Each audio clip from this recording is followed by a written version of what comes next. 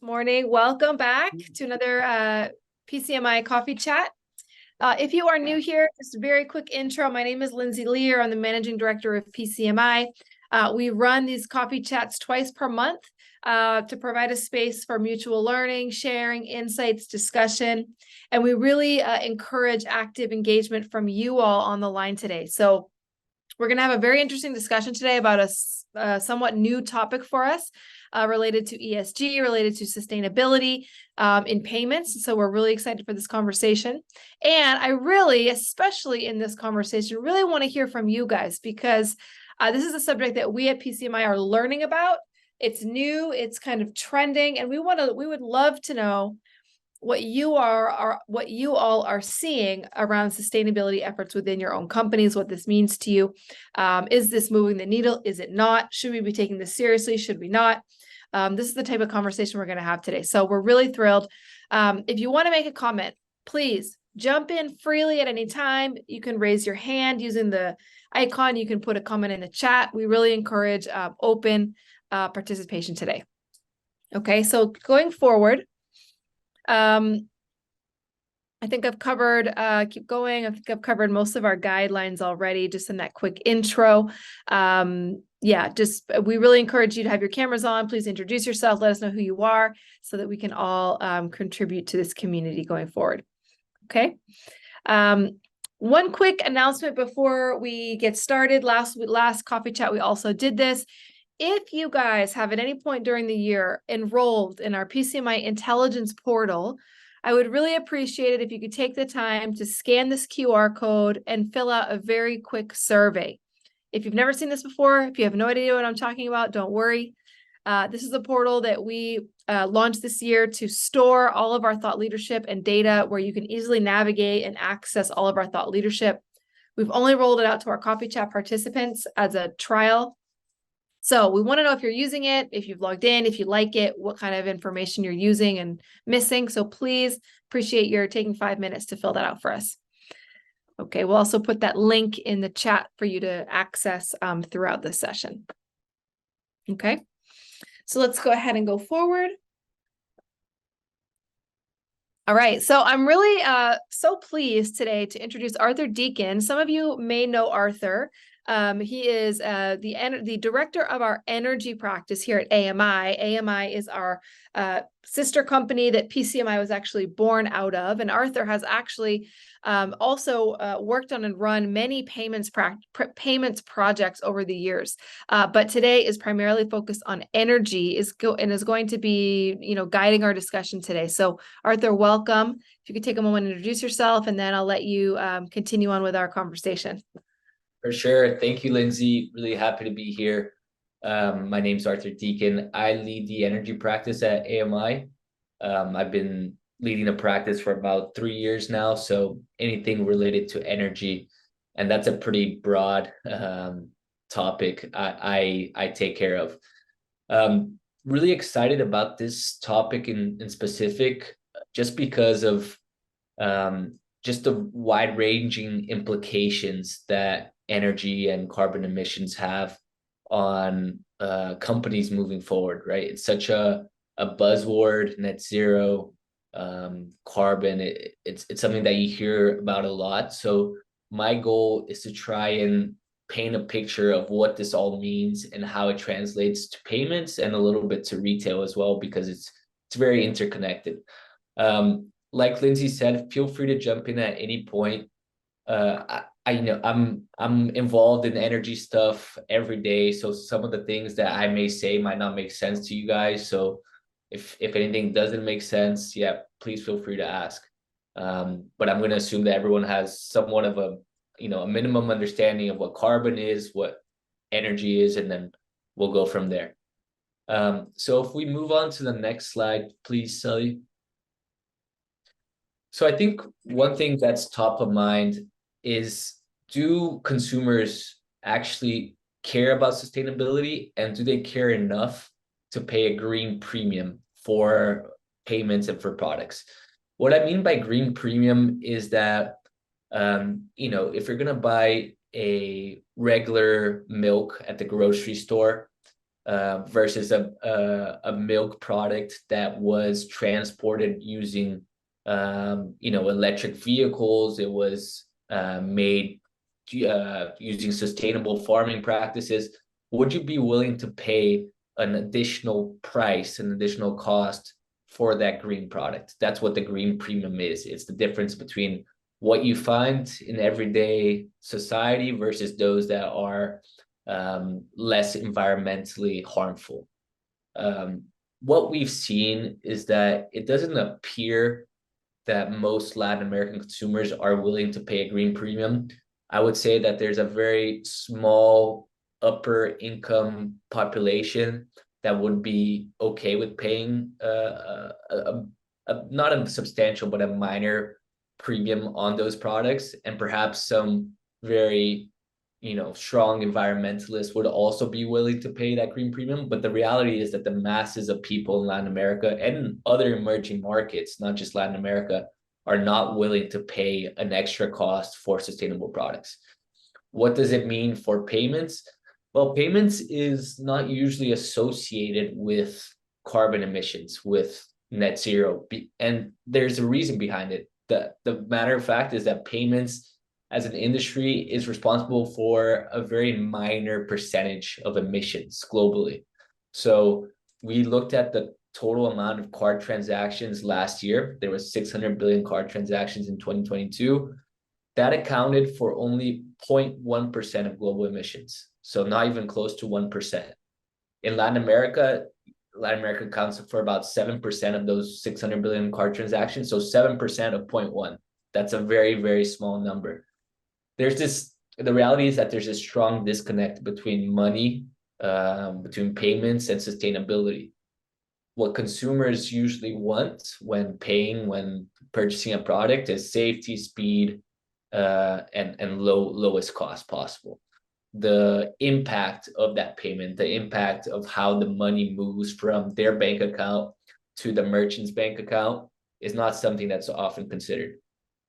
So I just wanted to set the stage there and paint that picture as we move on to the next slide, please.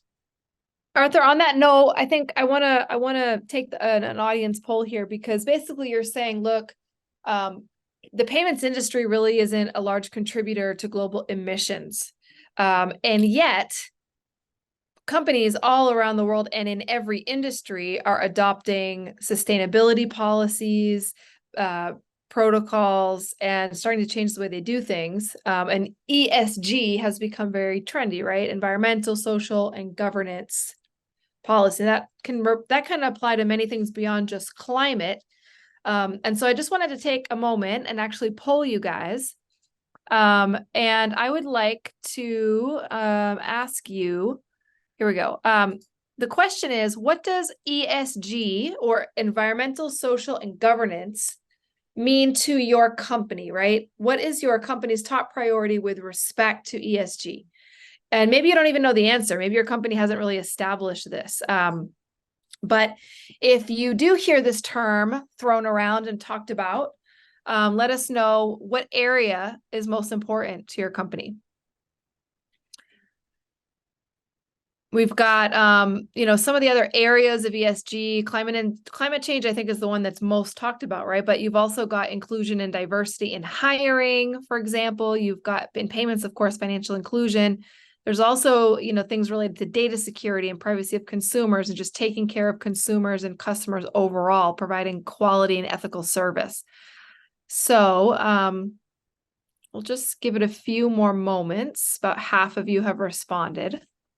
Yeah, and ESG, Lindsay, thanks for the poll. It's such a wide, broad topic, and sometimes controversial, because a lot of companies say, we have very good ESG standards, but what does that actually mean, right? There's so many different companies offering ways to measure ESG indexes, your ESG standing, but the reality is that there's not a standard way of determining, your ESG standing versus your peers. It's something that's really lacking globally, I would say, not just in emerging markets. Got it. Okay, cool. So I think we have some good answers here. Let's go ahead and share the results. So, really interesting. It looks like the answers are pretty much split between climate change and environmental, and then financial inclusion, democratization of payments, which of course makes sense in our industry. But Yeah. Arthur, look, climate change is very closely tied for first place. So, despite what you just mentioned, this is top of mind, at least among our small sample here. For sure, for sure. And I chuckle a little bit because it's very clear that this is a payments industry coffee chat because the financial inclusion high percentage. I would say that if it was a industry agnostic poll, climate change would probably be top priority, followed by probably diversity and inclusion in terms of hiring staff. I think that would probably be the second one. So I'm glad you guys answer that. It gives me a little bit of insight on what you are thinking. But if we're looking at the next slide here, no, this slide here, Sully. Yeah, it's when we're looking at globally, there is a strong concern over sustainability. There's a survey by BCG that spoke to 19,000 consumers, and they showed that 80% of those consumers are concerned about sustainability. But when you're actually asking whether they're paying a premium for sustainable purchases, it's less than 7%. So 80% are concerned, but less than 7% are actually willing to spend more for sustainable purchases. The reality is that a lot of consumers are on the fence. It says here 40% could be convinced to make sustainable choices. I think the premium that you have to pay is something that will determine whether consumers make that switch. If you have to pay 20% more for a greener product, it's likely that consumers won't pay. But if you have to pay 5% more, then it's more likely that they will make that switch. What's interesting is that these numbers for Latin America haven't really been determined. Of course, Brazil, sometimes Mexico are included in these global surveys, but for the most part, there's not a regional survey of sorts that really looks at what Latin American consumers want in terms of sustainability preferences. So that's something that's still missing in the industry and could be interesting to explore. What companies are still lacking is the understanding of how much consumers are willing to pay for a green product, and also which initiatives will have the most impact when reducing emissions. And that's not always connected with what will resonate with consumers. So companies might think, okay, we're going to reduce the emissions of our operations. That will make the consumers the most happy. Not necessarily. It could be something much more simple than that. It could be a recyclable packaging for your product, and that is a lower hanging fruit, and consumers are much happier. So there's sometimes a disconnect between what consumers want and what companies think consumers want. The reality is that whatever that is, there's going to be long-term implications, not only in terms of the technology used, the supply chain, marketing decisions. It's all interconnected, and that's why this topic is so important moving forward. It really is going to determine how consumers purchase in the future, what brands they choose, how they decide to invest their money. It's something that's very, very relevant moving forward. And Arthur, I want to mention there that you mentioned that right now there's no one standard way of measuring sustainability, right? But there are a few global indices or things that are being developed. I think as that matures and maybe one kind of stands out as the benchmark, companies are going to get measured against that. And that's going to impact reputation, investor trust in companies. I'm interested in hearing from the group, who is putting more pressure on your company right now for these policies? Is it consumer demand and wanting to stay competitive with consumers, or is it investors wanting to optimize, maintain the reputation of the company? Is it regulation? Felipe,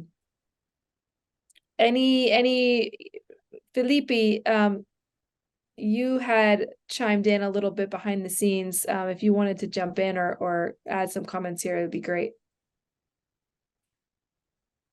And there's also, Felipe, please go ahead if you wish, but there's also a question from Therese about if there are any legal mandates emerging, for example, citywide composting or reduced plastics in packaging. And the answer is yes, there are a lot of mandates emerging, especially in developed markets such as the US and Europe. I think in the US, there was a number that showed that there's 18 different requirements for grocery stores and for retail companies that they have to follow in terms of recyclable packaging, and the way that they source their products. So it's emerging. Definitely Europe and the US are leading in terms of the mandates and the criteria. In LATAM, I haven't seen any. I'm sure there are some specific examples in some more forward-looking cities like maybe Santiago. But in general, I think if there are any requirements for more sustainable products and recyclable composting, it's not mandatory. It's optional. So in Europe and the US, those things are mandatory, and if you don't comply with, you get fined. So that's probably the trend that Latin America will follow in the future, but it's not there yet. Unless someone else has something to ask, I did want to go back to something like finding a standard measurement of ESG is essential. Because so long as it's a free-for-all on that, then anyone can claim anything. I don't know, Arthur, whether you were, it was a few years ago when a guy by the name of Tariq Fancy was part of BlackRock, in charge of BlackRock's ESG initiative. And he ended up leaving very publicly trashing it, because not ESG in general, but trashing BlackRock because they said, oh, we got like an ESG fund. It was whatever they wanted to put in. There was no basis for anything there. Very publicly trashed the ESG at BlackRock. And that's because there's no standards of measurement. So I'm glad we're getting closer to that. But that's really going to end up being almost like the most important thing. We need to get something standard so we can start comparing. Mm-hmm. And something we can all agree on. Great point. Yeah, I know the SEC here in the United States is, creating a sort of standard for public companies to abide to. I'm not sure if that also applies to non-public companies. I'm sure it will eventually, but that's where it's starting here in the US. It's the largest firms, and then moving towards the masses of companies. But yeah, it's true. There is no real standard. And one thing that's so hard with especially emissions is that it's hard to correctly account for those emissions. So there's scope 1, scope 2, and scope 3 emissions. Scope 1 are the emissions for things that are directly under your company's control. So say your company has vehicles that are used to transport products to the end consumer. The emissions from the gasoline used in those vehicles are your scope 1 emissions. Your scope 2 are indirect emissions from the purchase of electricity to power your buildings or any other company operation. So say you're a bank and you lease a building for your bank operations. That building obviously uses electricity. The emissions that are generated when that electricity is produced are your scope 2 emissions. Scope 3 are indirect, but much broader. It includes your entire supply chain. So it could be your supplier of your credit card physical product using some type of fossil fuel powered manufacturing process. That would count as your scope 3 emissions. And scope 3 emissions are the hardest to account for, but they're also the largest percentage of companies' emissions. So I was looking at some PagSeguro ESG report. 95% of their emissions are scope 3 emissions. So emissions that they don't directly control, or have, ownership over. So those emissions are really the hardest ones to account for and to mitigate.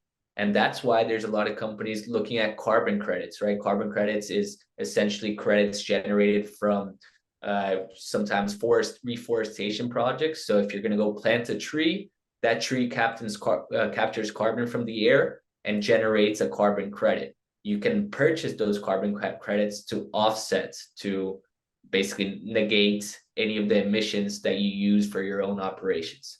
The only issue there is that carbon credits have their own set of problems. So a lot of carbon credits have been tainted because of bad projects where due diligence wasn't conducted properly over the development of the trees. So for example, let's say I want to plant 1 million trees in the Amazon, but to do so, I had to clear 50,000 trees to create that space.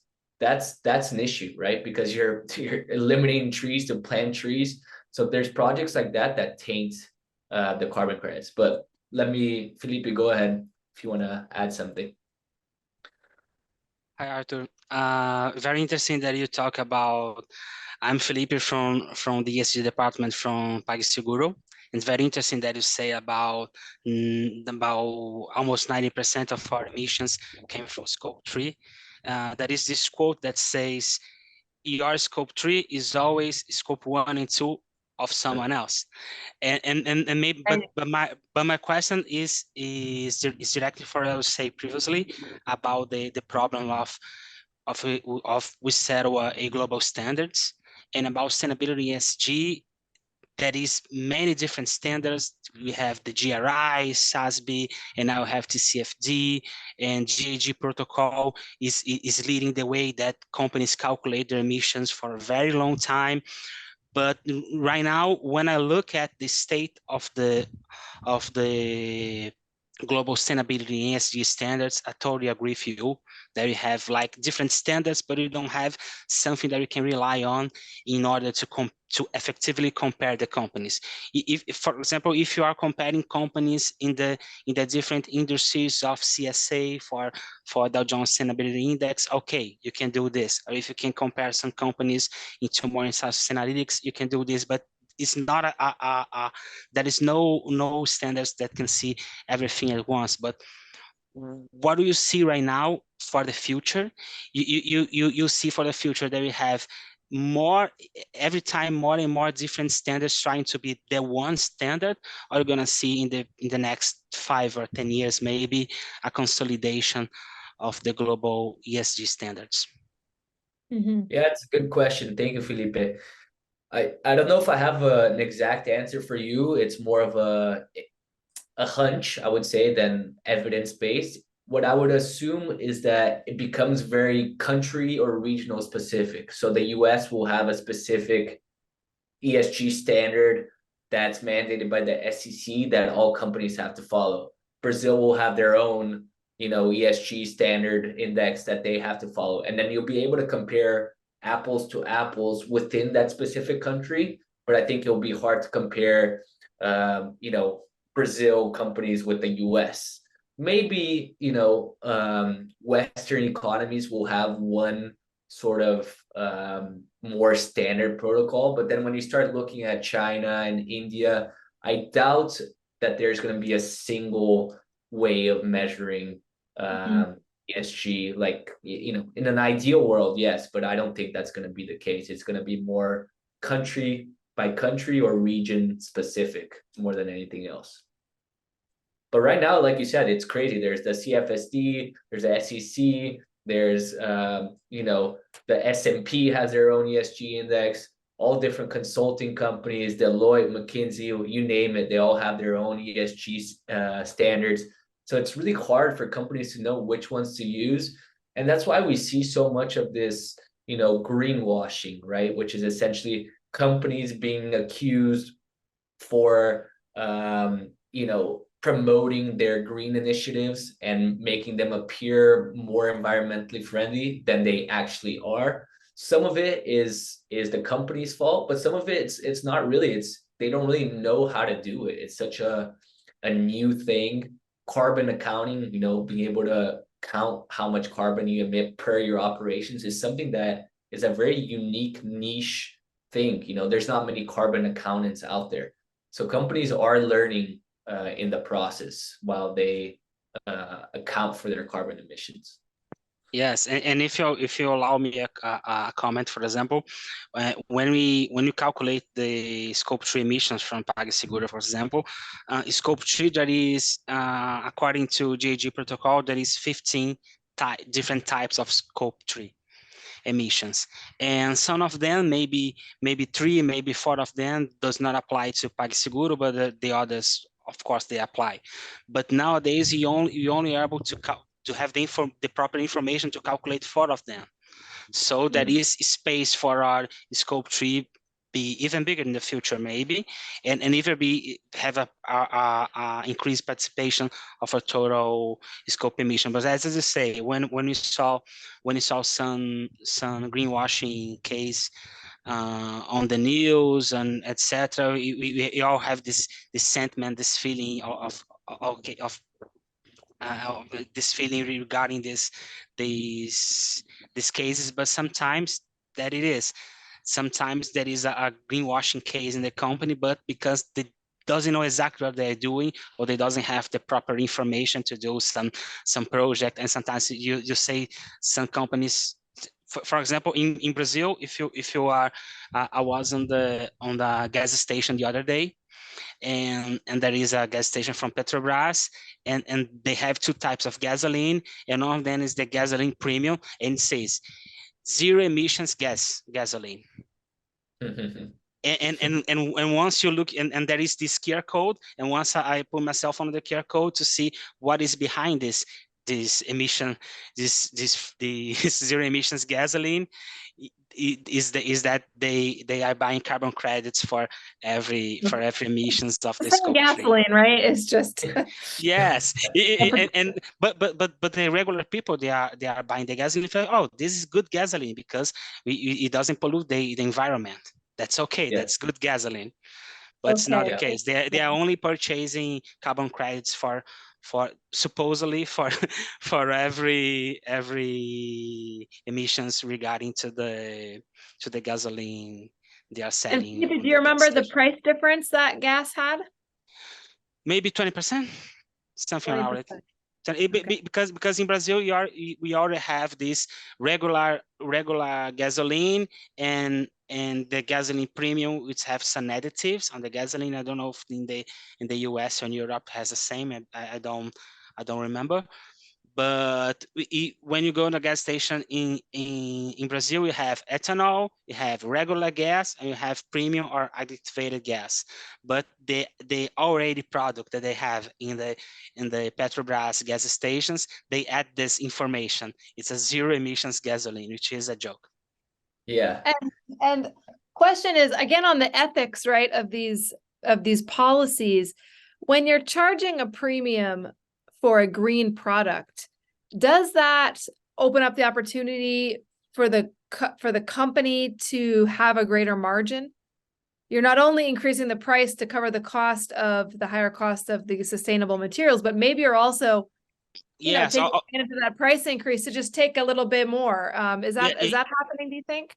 Yes, of course. And when I saw the information about this global survey on customers about the concern about sustainability, the way they bought the data that you brought, I just remember the annual surveys that Mercado Libre is conducting about the same issues, and they are using only the information of the company about how the customers are purchasing what they label as sustainable products into the marketplace.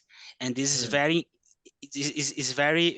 interesting information, because year over year they have a right increase in hate about the quantity of people they are purchasing those products, and they are paying more for those kind of products. This is a very interesting, but the participation on the overall selling of Mercado Libre is still very, very, very low. It's almost insignificant. but they are tracking this information. And this is Yeah. interesting. They're putting this on public on their website. Yeah. Yeah, I saw that. Yeah, scope 3 emissions, one of the big categories of scope 3 emissions, as you know, Felipe, is business travel, right? The emissions from your employers traveling to conferences, traveling to client visits, whatever they may be. That one is relatively easy to measure. But then when you're thinking about, your supplier in Vietnam and the way that they transport the raw materials to their factories to produce your POS device, you don't really know. It's very hard to calculate that. And I think that's where there's going to be a lot of focus moving forward, how to account for those scope 3 emissions and how to reduce them, not only with carbon credits, which are kind of going through a rough phase right now, but in other mechanisms, right? I think that's still up in the air. And for just specific business travel, right, there's no real way to reduce emissions in the airlines industry right now. What companies are starting to do is buy sustainable aviation fuel, which is basically a fuel that's identical to the kerosene that we use in planes today, but it's made out of waste. So it's made out of used cooking oil, it's made out of animal fats. And then the life cycle emissions, the total emissions from the collection of the materials until it's burned, is between 50% to 70% less than the kerosene. So those emissions are actually being reduced in planes. But when you look at the percentage that companies are actually using of sustainable aviation fuel, it's less than 1%, much less than 1%. And the reason is because the cost of sustainable aviation fuel is 3 times more expensive, 2 to 4 times more expensive, depending on where you get it. So in an industry where margins are so razor thin already, like aviation, it's very hard for airlines, if there's not a legal requirement for them to do so, it's very hard for airlines to voluntarily buy this sustainable aviation fuel and ramp up their costs because they're going to lose market share. So the only way that they're going to move towards sustainable aviation fuel is if they're legally required to do so, or if the costs become much more even towards kerosene, right? The fossil fuel fuel that they use in current aviation. So those are things. The point I'm trying to make is that it's not easy to reduce emissions. Right. There's a lot of different factors that come into play. Arthur, and about sustainable aviation fuels, I'm seeing some movement in the market. That is some companies that approach us, including here in Brazil, that they're trying to bring something that I think is not very settled abroad, and we are watching this very close but very carefully also.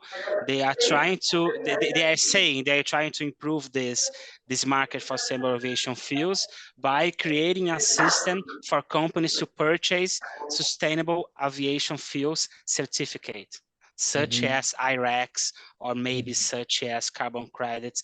But I have some mixed feelings about it. I don't know if this is the best solution. Create another certificate, another thing that you can buy, a better sustainable infrastructure indirectly. I don't know if this is the better solution. Maybe it is, but I just looking at the moment. Yeah, no, it's a good point. You don't want to create more certificates, more offsets that end up being scrutinized and turns out that they're not actually offsetting as much as you like them to do, right? So I think that's something that's still being discussed in the industry. So Arthur, let's do another poll here. Considering all these complexities, sounds, the more I learn about this, the more I realize how complicated and difficult it is for companies to navigate. So I'm curious for all of you guys, what have your companies done already? This is a multiple choice question. You can select multiple responses. What has your company done already? Whether it's you just have a task force working on these issues, whether you've launched specific objectives or policies, whether you've actually launched sustainable products, sourced from sustainable materials. Nothing is not there, but just putting, I'm not sure if the answer is nothing. And, you know, we're just kind of, if you report indicators, if you are measuring your climate impact or other type of impact, let's take a look at what you guys are doing already. We've got, and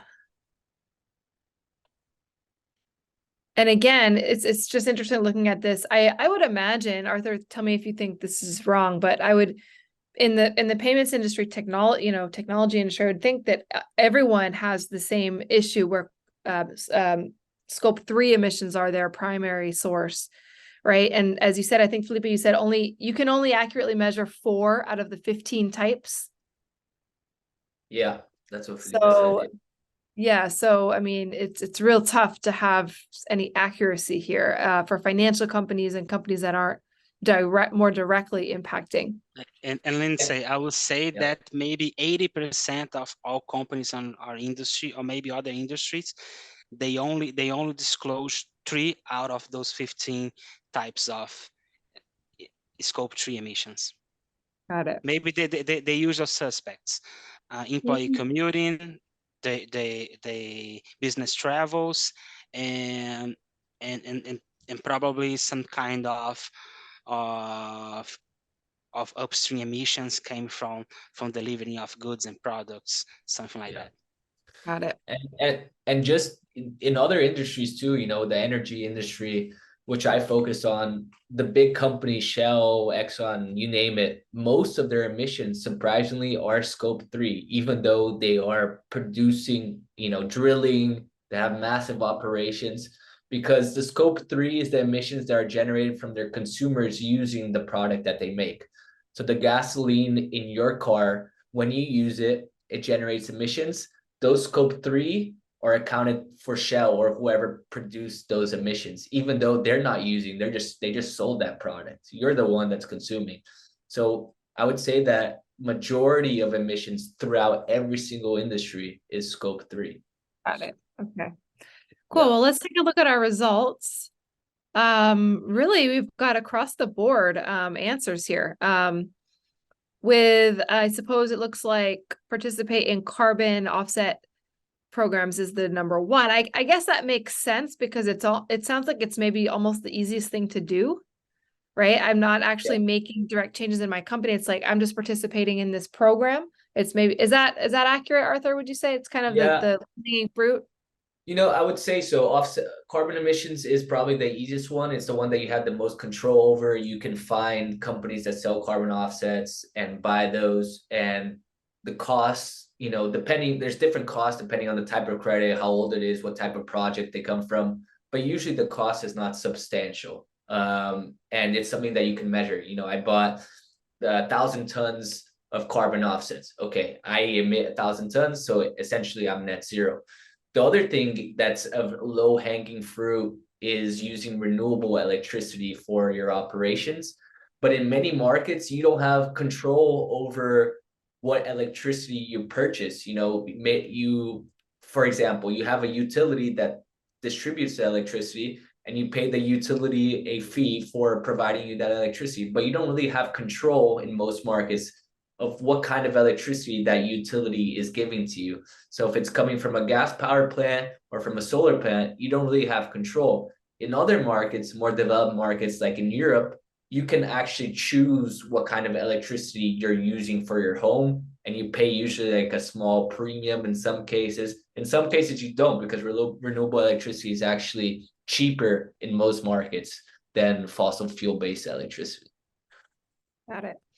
Well, if anyone would like to share some of their examples, we would love to hear. We've got 4 people who said they've launched sustainable or environmentally friendly products. If anyone wants to share anything, that would be enlightening as well.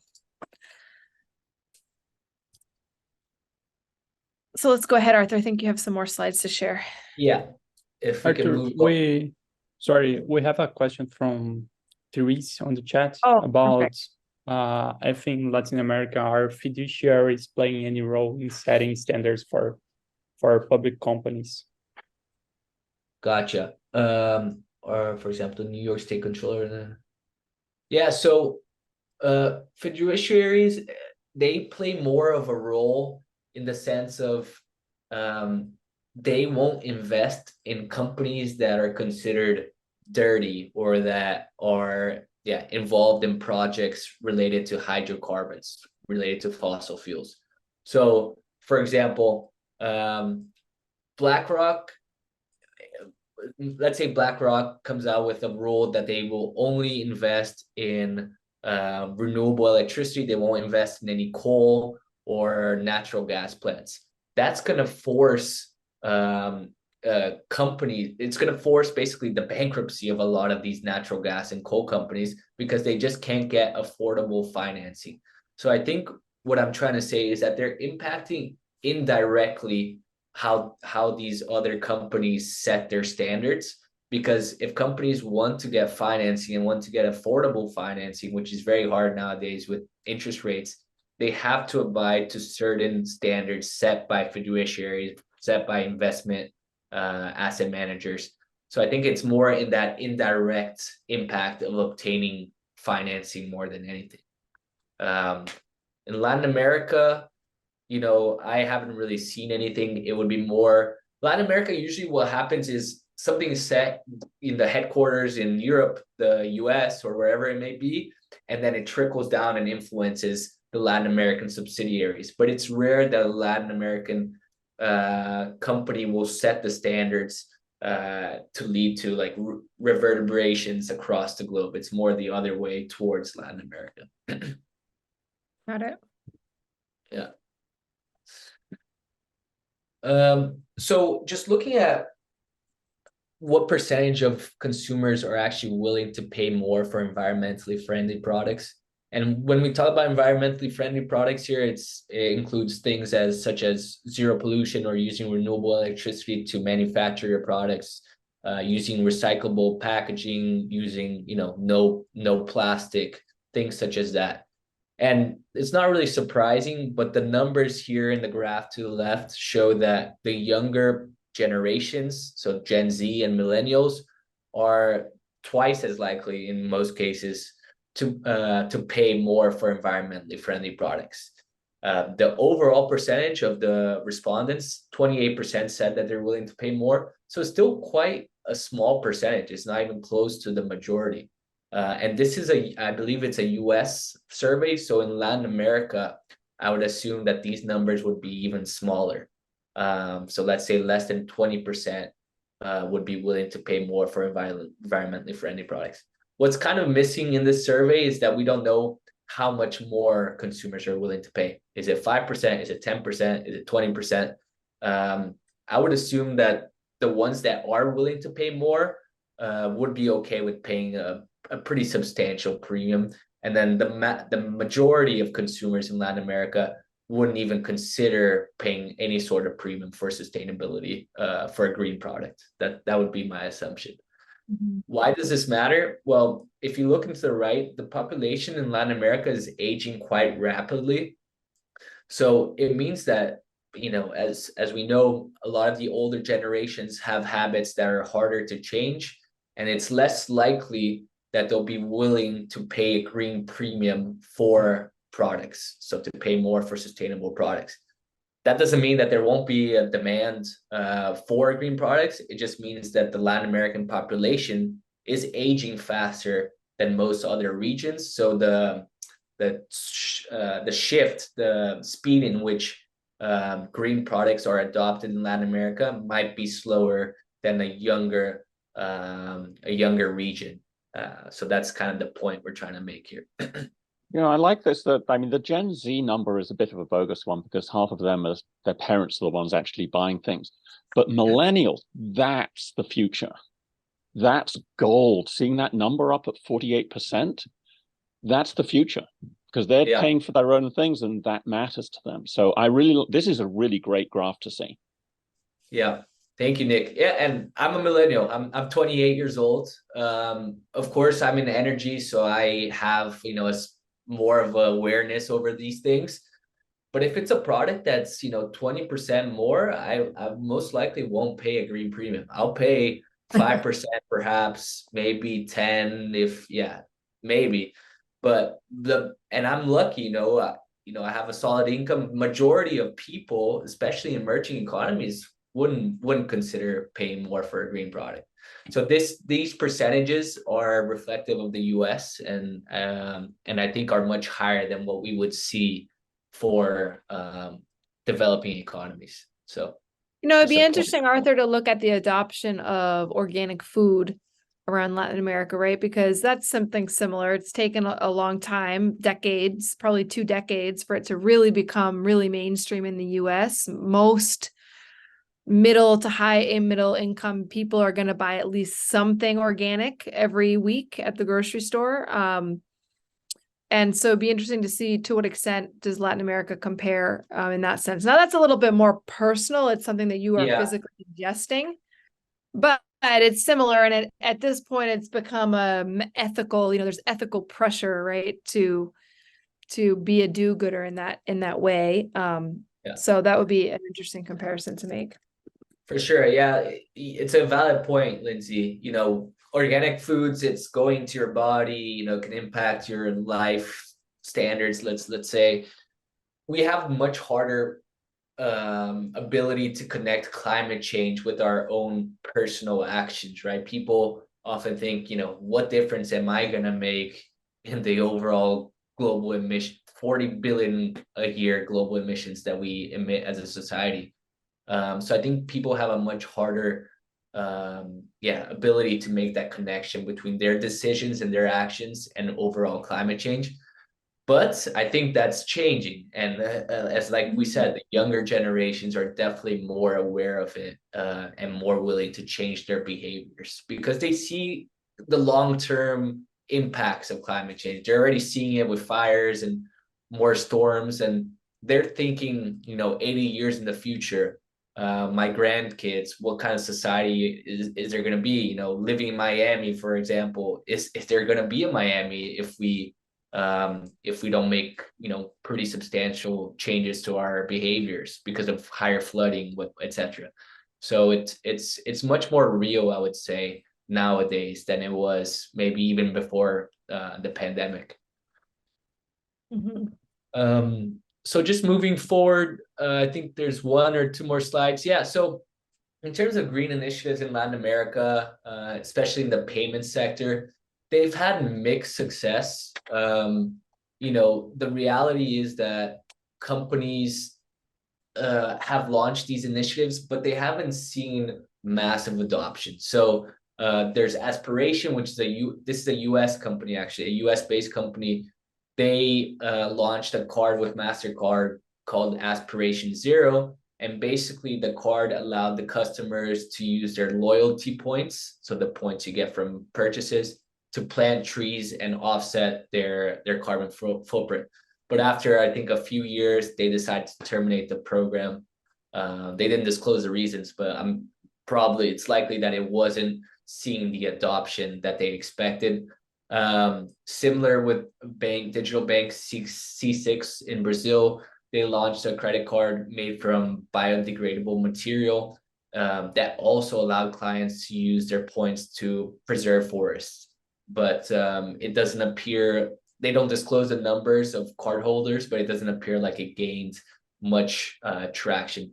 So what we're seeing is that despite these initiatives, despite this pressure to go green, there still is a pretty limited adoption, especially in payments where there's this disconnect between the movement of money and carbon emissions. But in Europe and the US, things are moving much quicker. So the reality is that companies that do move first, that have a first mover's advantage, are likely to benefit in the long run. It may not be, a benefit in 1 or 2 years, but maybe in 5 to 10 years when it's a requirement to have certain, let's call ESG standards, those companies that started acting now are most likely to gain market share, to have a better reputation in the market, and things like that. So important thing to note moving forward. So Felipe, let me ask you, considering, as a B2B company, well, a lot of your business is B2B, not all of it. You know, what is driving your guys' strategy? Is it investors looking at the company? Is it wanting to, you know, have a good score against these global indicators? Is it consumer oriented? What are the forces, you know, putting pressure on you from an ESG standpoint? Well, what I would say about this, I had the experience to work in different companies in Brazil in different kind of industries and markets. And what I would say that each one of them, the ESG department or sustainability department, was implemented in a different area or directory of the company. Some of them into communications, government affairs, some of the HR, including financials. And here in PagSeguro, for example, I am responding to Eric Oliveira, which is investor relations director. Okay. And Investor relations. so this is a clue for you that you are more investors oriented into ESG matters into the company. But this only means one thing. This only means that our company has now, I guess, you're going to 6 years of 6 years as a public company. And we have this long history of financial inclusion in Brazil, because our company was a company which implemented the revolution in payments in Brazil, bringing all the micro nano merchants into the payments.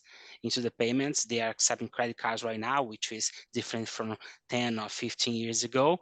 But the thing is, into hold all the ESG subjects into one department, it was implemented because of the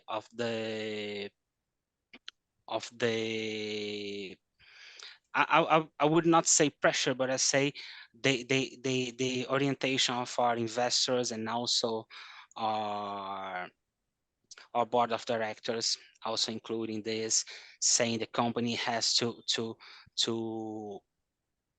has to provide information and good information for all the markets. For example, since the company opened as a public company, the investors of the company called to CDP to ask the company to participate into the climate change diligence and disclosures through CDP. And he only did this for the first time in the last year, which was the first year that the department was working the company. I'm here for two years right now. And since we started the department, we're able to calculate our emissions and disclose through CDP and GHG protocol in Brazil. And also, but we are more investors orientated that customer orientated. This is for sure. Got it. Very interesting. I think that's really helpful. You know, it makes sense. Publicly traded companies are going to be the first to move here, right? Because they're under greater scrutiny, but that'll trickle down, and probably small businesses, the way they're going to participate in this is through their suppliers primarily. You know, that they're using a POS that was, you know, made from recycled materials or whatever. So really interesting. Thank you so much. Yeah, for example, into the POS devices, we're able to collect the POS. They're not working properly, and we have and we have conducted this into the company. We are able to fix the POS. The ones that we cannot fix properly, we go to the recycling process.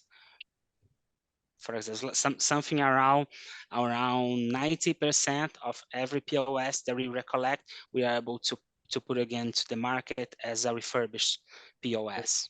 All right. So I'd like to say something that might not be very popular.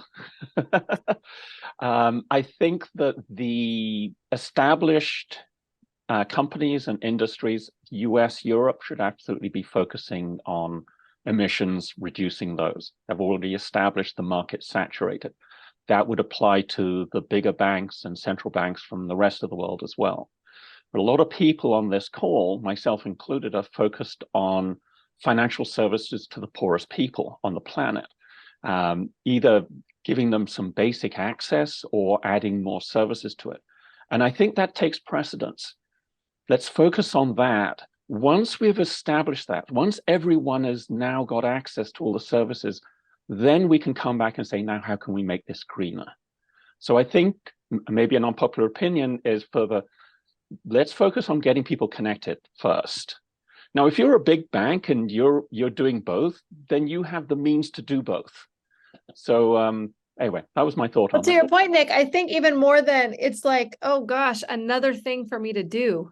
Let me focus on achieving my primary objective first and then come back to this. Yes. I And do, I feel that. Yeah. And you know what was really nice to see, because More I never really knew compliance, this. more. Yeah. What I was really nice to see is that our entire industry is really only 0.1% of emissions. That's a relief to hear. It really is, because you worry about that. Should I be paying more attention to it? And it's like, let's get people connected first. Then we can come back and make it better. So might be unpopular for some people, but I don't know if it's very unpopular, Nick. I think it's a very clever thought. For example, we are tracking down this information to PagSeguro. For example, in the last year, 2022, something around 19% of all of our newest customers on financial services, almost something around 19% of them, they have their first bank account on PagSeguro, which is primarily or maybe secondly a kind of financial inclusion, because in Brazil you have so many space to financial inclusion of people that are 100%. not included into the financial industry. So we're just about out of time. Arthur, do you want to go through this slide? I think this is an important slide, so let's make sure to do it. Sure. No, I was just writing down some notes. Interesting stuff. I agree, Nick. It's like almost like the cost benefit, right? What matters more, right? And I think in a lot of instances, it is improving the quality of life of many people rather than reducing emissions. So there's a lot of things that companies can do to start reducing their emissions now. So using renewable electricity whenever possible. Like I mentioned, you're not always able to select which electricity you're using, but in some markets you are. And usually renewable electricity is cheaper than fossil fuel-based electricity. So that's a pretty low-hanging fruit. Instant payments, virtual cards emit less emissions than cash and check significantly. So we're already seeing a move towards digital payments, but that's another plus of reducing emissions when it comes to the movement of money. And the third one is carbon offsets that we've talked about a lot. There is some skepticism and some question marks over the voluntary carbon market right now, but there's a lot of solid, very reputable carbon offsets there. So as long as you do your due diligence on the project, make sure that there's actually trees being planted, that's being done right, you look at reputable companies that are developing these projects, then you should be okay. That's the norm. They're usually better than they are worse. So these are just three simple solutions. Of course, there's many other ones, but just wanted to put that out there for everyone as we start to think about ESG and lowering carbon emissions. Yeah, you know what I'd like to see? I'd like to see the rest of the world give money to countries like Brazil to not chop down the trees. It doesn't get better than that. Leave them as they are. Yeah, it's happening. It's happening. Norway does that a lot. Germany as well, and that's a whole controversial dilemma right now, right? How do we get developed markets, the wealthy markets, to help finance lowering emissions in developing markets? Because the whole argument is developed markets emitted all this greenhouse gases for their own development, and now the emerging economies that are starting to see some upward trajectory in terms of quality of life have to limit that for the developed markets. It's very controversial. It's something it's a main point of topic in COP28, which is the climate conference coming up this month, I believe. So just to wrap up, really, I mean, it cracks open a whole nother area that we could continue discussing, but I do want to just do one more poll. Thank you guys for hanging in with us. And this is simply, you know, with Arthur, we're considering launching a survey among Latin American consumers to figure out how they respond to this green premium or their other you know, priorities they have around sustainability to help guide you and other companies operating in Latin America. So we're curious just if this is something you'd be interested in, if this is even remotely relevant to you. If you could just take, you know, a few seconds to answer this last poll, that would be very helpful to us, and it'll guide us in how to develop such a survey, a questionnaire, what kind of content to include. And of course, if you say that you're interested, we'll be able to alert you to that when that's coming out. So just take a couple of seconds to, and let's go to the next slide while this is running. Just to remind you guys, we have only 2 coffee chat sessions left in the year. The year is rapidly coming to a close. So please join us the Monday after Thanksgiving on November 27th. We'll be joined by Roberta Isfer at Visa. And we'll be presenting a study that we co-launched on the metaverse. So really interesting. It's a fantastic study that we'll be sharing the download link to. So if you're interested in learning about the metaverse and also other virtual immersive spaces. So make sure to join us then. And, you know, we only have 2 left in the year. So I look forward to seeing more of your faces in 2 weeks. All right, awesome. Thank you all for sharing that poll.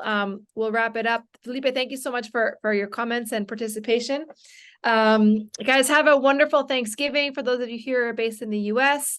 And we'll see you back here in 2 weeks. Arthur, thank you. Have a great week, everyone.